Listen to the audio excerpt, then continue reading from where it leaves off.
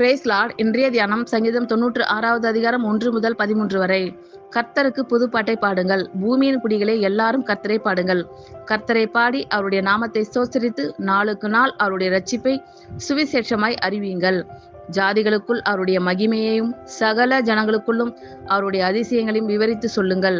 கர்த்தர் பெரியவரும் மிகவும் சோசரிக்கப்படத்தக்கவருமாய் இருக்கிறார். எல்லா தேவர்களிலும் பயப்படத்தக்கவர் அவரே. சகல ஜனங்களுடைய தேவர்களும் விக்கிரகங்கள் தானே. கர்த்தரோ வானங்களை உண்டாக்கினவர். மகிமையும் கனமும் அவர் சமூகத்தில் இருக்கிறது. வல்லமையும் மகத்துவமும் அவர் பரிசுத்த தலத்தில் உள்ளது. ஜனங்களின் வம்சங்களே, கர்த்தருக்கு மகிமையையும் வல்லமையையும் செலுத்துங்கள். கர்த்தருக்கே அதை செலுத்துங்கள். கர்த்தருக்கு அவருடைய நாமத்திற்குரிய மகிமையை செலுத்தி காணிக்கைகளை கொண்டு வந்து அவருடைய பிரகாரங்களில் பிரவேசிங்கள். பரிசுத்த அலங்காரத்துடனே கர்த்தரை தொழுது கொள்ளுங்கள். பூலோகத்தாரே, நீங்கள் யாவரும் அவருக்கு முன்பாக நடுங்குங்கள். கர்த்தர் ராஜரீகம் பண்ணுகிறார். ஆகையால் பூச்சக்கரம் அசையாதபடி உறுதிப்பட்டிருக்கும். அவர் ஜனங்களை நிதானமாய் நியாயந்தீர்ப்பார் என்று ஜாதிகளுக்குள்ளே சொல்லுங்கள்.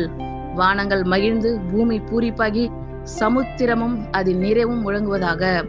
நாடும் அதில் உள்ள யாவும் களி கூறுவதாக. அப்பொழுது கர்த்தருக்கு முன்பாக காட்டு விருட்சங்கள் எல்லாம் கெம்பீரிக்கும். அவர் வருகிறார். அவர் பூமியை நியாயந்தீர்க்க வருகிறார்.